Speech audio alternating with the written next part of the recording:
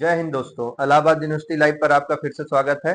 Guest paper के दौरान हम लोग दूसरा पेपर बीकॉम का गेस्ट किए हैं, जो कि है बीकॉम सेकेंड ईयर का सेकेंड पेपर बिजनेस स्टैटिस्टिक्स का। Business statistics total numerical based subject है, जिसमें 2 क्वेश्चन या 3 क्वेश्चन थ्योरी के आते हैं, मतलब 50 मार्क्स के क्वेश्चन थ्योरी के आते हैं ना। तो हम इसमें आपको ये बताएंगे कि कौन सा टॉपिक ज्यादा इंपॉर्टेंट है ना।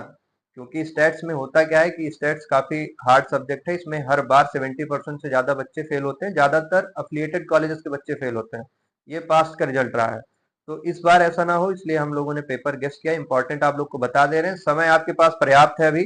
अगर आप पढ़ना चाहेंगे तो इसमें से 60 to 70% क्वेश्चन इसी में से आना तय है। हालांकि आप पूरा सिलेबस प्रिपेयर करिएगा। मैं आपको इंपॉर्टेंट बता रहा हूँ, ये मत समझिएगा हाँ इसी में से आएगा, डिपेंडेंट मत होइएगा इस पे। तो इसमें सबसे पहला टॉपिक है आपका इंपॉर्टेंट, जो है मेजर्स ऑफ सेंट्रल टेंडेंसी। देखो, एक क्वेश्चन जो होता है उसका आंसर लगभग 6 पेज में लिखना होता है। तो अगर मैं एक टॉपिक बता रहा हूँ तो उसमें जितना भी सब टॉपिक है उसको आपको पढ़ना है। जैसे कि मेजर्स ऑफ सेंट्रल टेंडेंसी है। अगर ये क्वेश्चन आया, इससे कैसा भी क्वेश्चन बना, तो आपको लिखना पड़ेगा mean, median, mod, geometric mean, harmonic mean, relation between averages, ये सब कुछ आपको एक्सप्लेन करना है। तो मतलब मेजर्स ऑफ सेंट्रल टेंडेंसी अगर है तो इसका टोटल सब हेडिंग्स आपको पढ़ने हैं। ठीक है, पहला इंपॉर्टेंट टॉपिक ये हो गया। दूसरा हो गया measures of dispersion. Measures of dispersion, इसका भी पूरा पढ़ना है ना।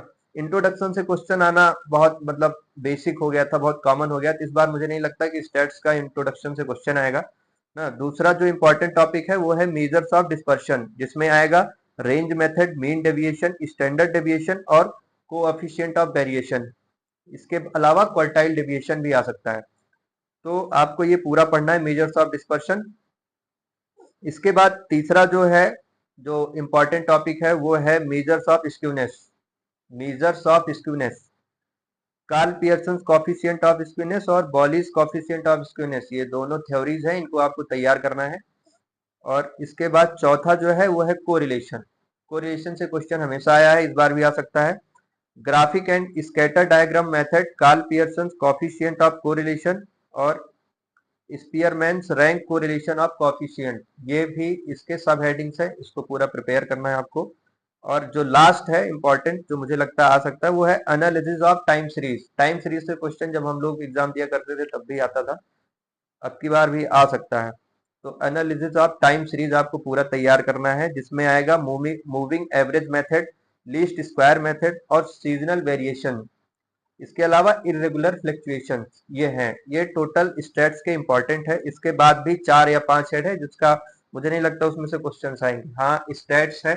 स्टैट्स का पेपर बीकॉम में हमेशा हार्ड होता है और मुझे लगता है बहुत से बच्चों का पास्ट में स्टैट्स में बैक आया है। तो आप लोग स्टैट्स के लिए पूरा फोकस रहिएगा। BCom first year, second year, third year में सबसे हार्ड जो है वो है बीकॉम सेकेंड ईयर, जिसमें कॉस्ट अकाउंटिंग सबसे टफ सब्जेक्ट है और स्टैट्स है। तो कॉस्ट अकाउंटिंग का आपका एग्जाम हो गया, उसका टेंशन छोड़ दीजिए। अब आप स्टैट्स की पूरी तैयारी करिए। पूरा जितना भी अब आपको आएगा, कोई भी क्वेश्चन छोड़ना नहीं। ठीक है, अगर थोड़ा सा आता है, अगर फॉर्मूला अगर आपको आता है क्वेश्चन में, अगर बाकी क्वेश्चन नहीं आ रहा तो आप फॉर्मूला लिख के आइएगा, लेकिन कॉपी भर के आइएगा एकदम से। बाकी best of luck for your exams. मिलते हैं अगले वीडियो में।